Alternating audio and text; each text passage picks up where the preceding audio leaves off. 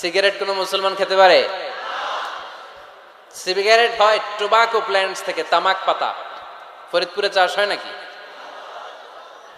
হয়। কোন থানায় হয় বেশি? হ্যাঁ, তামাক ক্ষেত যারা দেখছেন কোনো বেড়া লাগানো লাগে? কারণ ছাগলেও মুখ দেয় না।